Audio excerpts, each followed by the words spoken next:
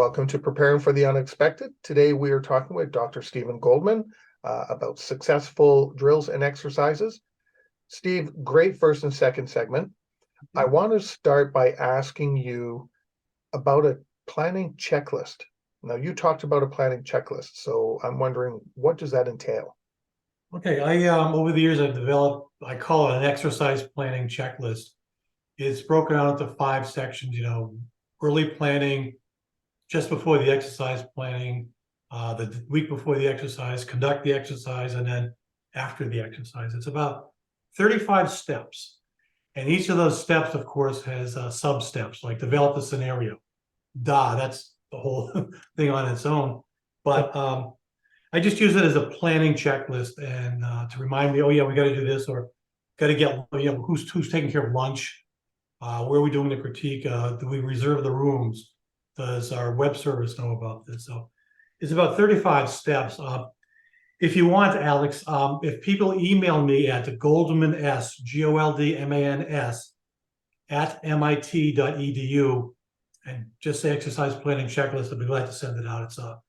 It's 3-page PowerPoint, but I have it on 1 page of a Word document. And again, adapt it to your organization, your facility. A drill is a much smaller checklist. This is for a full-scale exercise, so throw out the stuff you don't need. Be glad to do that. Is that, how do you stop people from thinking that the test becomes a tick box exercise? Oh God, you did just talk about a planning checklist.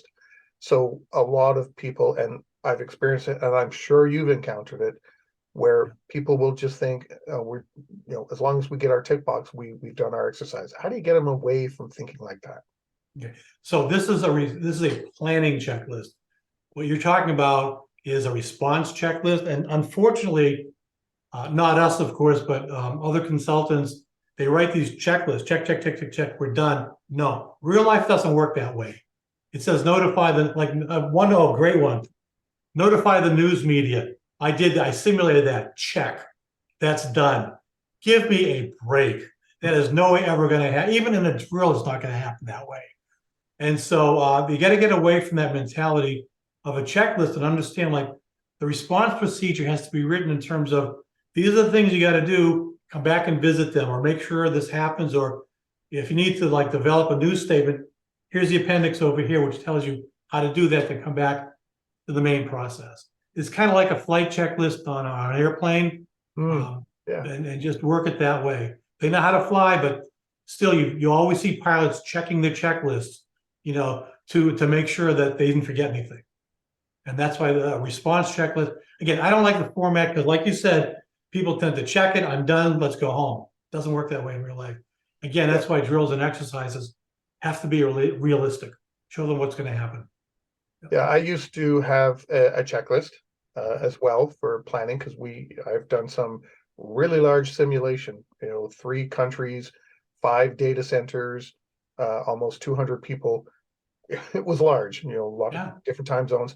So we had to have a checklist to make sure. And one thing I did discover is, and maybe you could comment on this too, is those checklists sometimes do change. And what I told people after a while is, don't delete anything, because depending on what the situation occurs, what you delete may actually be applicable the next time. So turn that checklist into your consideration list. That's right. That could be applicable, may not be applicable. But if it's not there, you'll never know. That's right. Exactly right. There's a lot of good knowledge that has occurred previously that, like you said, gets lost or overridden, but don't lose it, because it could occur. And every crisis is different. Every ransomware is different. You could run a drill on day 1, then run the same drill on day 2 and have different response. And that's why I keep telling people, procedures, their guidance, the business impact analysis, people spend fortunes on that. I've never seen anyone use one in a real event. And so, you got to get people trained. It's that muscle memory. This is where we are. This is where we want to be. Let's figure out how to get there. That's leadership. And that's something else you need to teach in a crisis is leadership. How you do what you're supposed to do. Yeah, absolutely. You made an interesting point there. So now I'm wondering, what are your thoughts of just, if you don't know where your program is, you have no idea who knows what's documented, what works, what doesn't. Do you have any thoughts on just simply, you know what, let's just call a test, an exercise right now, and we'll find out where we are? Do you think that's a It's good idea? it's dangerous, but it's a good Oh idea, yeah, but it would be dangerous. that. Oh, one of the FEMA things was unannounced drills in the old days. I'm sure nuclear still does that. Unannounced drills, and I've done that at corporations, with appropriate people knowing, but not the responders. And that's a great way to do it. That's nothing wrong with doing that at all. Making sure that they're ready. Again, the stupid thing like who's ordering lunch to how do we make this decision? Whom do we communicate with? How do we do that? Absolutely. Yeah. That should be part of the program too. I remember being in a seminar with a bunch of other responders, and one of the representatives sitting at the table for his company said that, yeah, we kind of just told our CEOs we were doing a big exercise. We were going to declare a disaster the next day, because they were frustrated trying to find out what was important to them and who knew what and where everything was, which is why I asked the question. And they did. The CEOs gave their thumbs up and said, "Yep, let's throw caution to the wind and figure out where we really stand." And he said it was 2-3 hours before things started to settle and people figured out this was the real thing. When panic started to die down, or what the heck is going on. But then they were able to find out, and they found out right at the beginning that if something happened, if it wasn't an email that came through to their phone telling them that something happened, that yeah, they wouldn't respond. They wouldn't do anything. They'd wait. You have a disaster, but they're going to wait to be told about the disaster. That's it. And one of my clients, it's a bank, a large bank nationwide. They're bankers, so again, we made fun of finance. Let's continue it. These are bankers, and they had when something happened, the business continuity person was notified, and she activated a committee to determine if they needed to activate the committee to decide if they needed to notify management. Okay, so a person, a committee, another committee to notify management for management's decision. And they couldn't figure out why, an hour into a disaster, they still hadn't figured out what to do. It was phenomenal, but they needed someone right from the outside to point it out to them. It doesn't work this way in the real world. So I rewrote their procedures. Like, she makes the decision. Here's a chart. She makes the decision. She calls the crisis management team together. Bingo. End of story. Yeah. And as bankers, they're like, we can't do that. Well, you're going to. Yeah. You can't not. And we did a workplace violence scenario where it showed them by the time they had made the decision, mostly a lot of them would be dead. And it was not a pleasant drill, but they learned and we fixed it. Yeah. We only have 3 minutes left. That segment went really quickly. So actually, I've got a little bit more than that. Sorry, I'm getting my time wrong here. The last thing I'd like to talk to you about is, how do we measure our tests and exercises? How do we go about evaluating? What kind of criteria should we use? Rather than pointing fingers, which is what it's more tends fun to happen. So-and-so didn't do this, so-and-so didn't do that. How do we do it collectively so that it benefits us?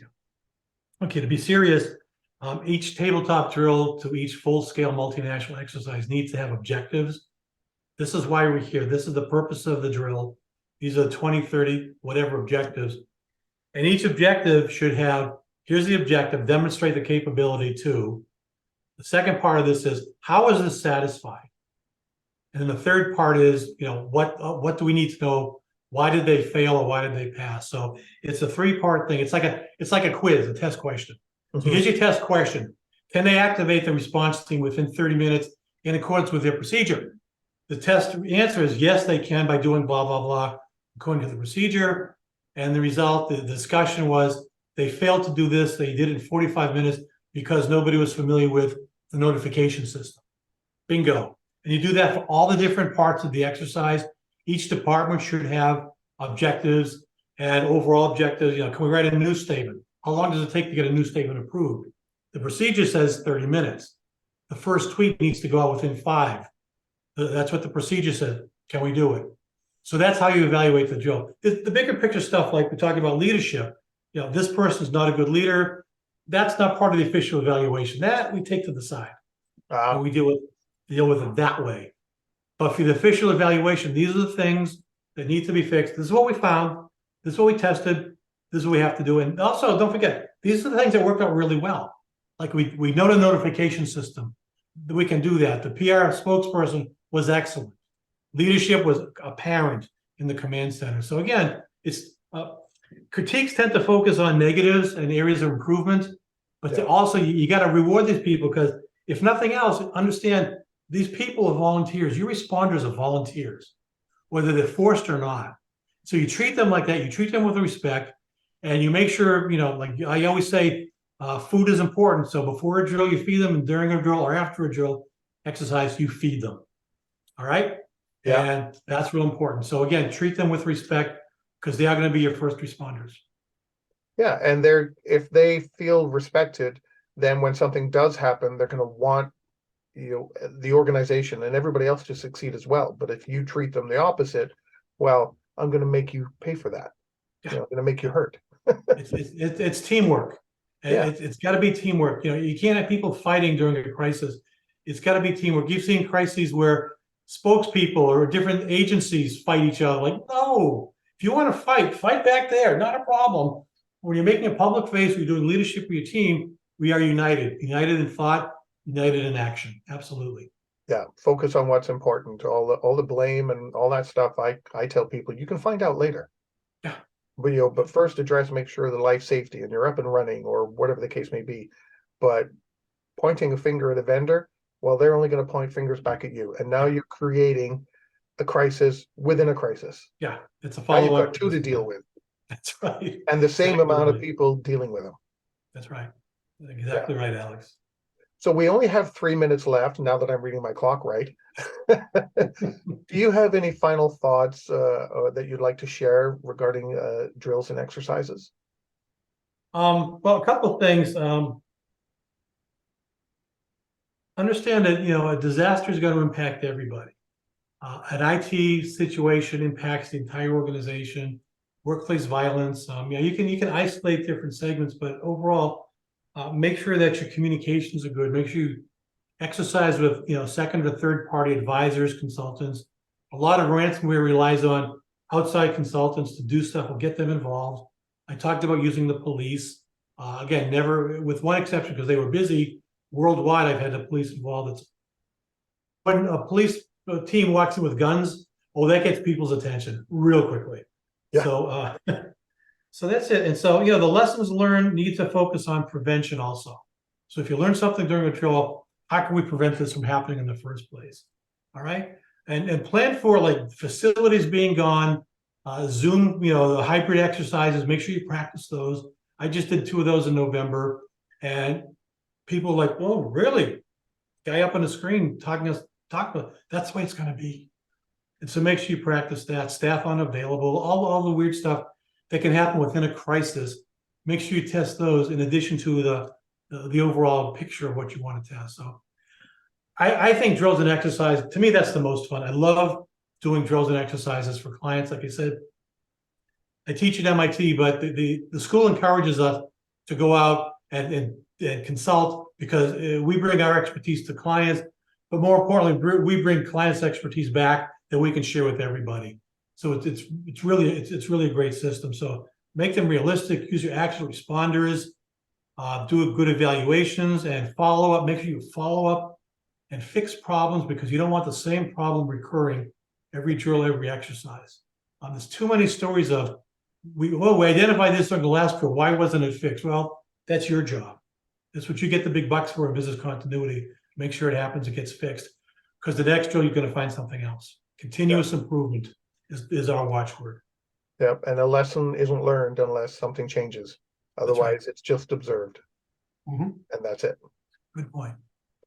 On that, we've come to the end of the show. Steve, thank you so much for talking about drills and exercises. I really appreciate you sharing your personal stories and some of what you're teaching your students at MIT. And one of these days, I'm going to be taking that course, because you guys offer that in the the summertime, I think. Yeah, we offer Yeah. a crisis course in the summer. Yeah, we offer a crisis course in the summer. At school, you come to MIT in class, and how many times in your life can you say MIT bought me a lobster dinner, because that's part of the course. And we have it online in the fall. And we have an advanced course, and in addition to the networking and the knowledge, you get a hot shot mug, MIT, coffee mug. But my email is goldmans@mit.edu. Any questions, any concerns, anything you want to talk about, just drop me a line. I'm not real fast on responding, as you know, Alex, but I will get to it as soon as I can. Thank you. It's been great, Alex. Thank you very much. Well, thanks for joining. I really appreciate you sharing your time and expertise with us today. And everybody watching and listening, stay prepared, everybody. If you like that video, thumbs up. If you didn't like that video, thumbs down. But leave me a message and let me know your thoughts. Of course, don't forget to subscribe. And in the meantime, stay prepared, everybody.